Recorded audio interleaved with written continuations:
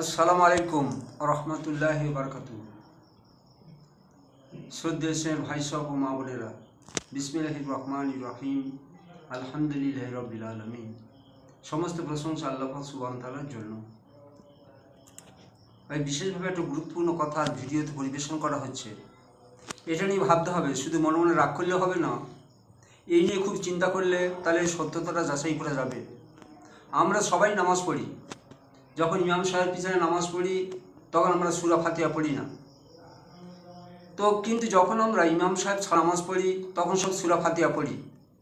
সূরা ফাতিহার মধ্যে গুরুত্বপূর্ণ একটা কথা আছে, সবাই সেটা আমরা পড়ি।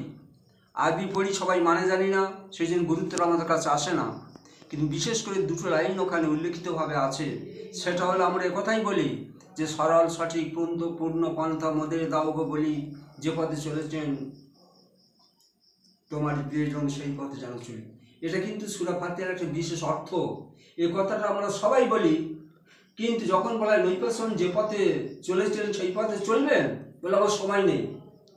তো এই যে কথাটা আমরা প্রত্যেক রাখাতে অঙ্গীকার হচ্ছে, আমি দোয়া করছি আল্লাহর কাছে যে তোমার নবী যে পথে চলেছেন সেই পথে আমরা চলবো। কিন্তু যখন বলা হয় নবী যে পথে চলেছেন সেই পথে চলবেন, তখন সব সময়, কাজ, চাষ, চাকরি, ব্যবসা বাণিজ্য এইসব দেখিয়ে পিছন ফিরে চলার চেষ্টা করে।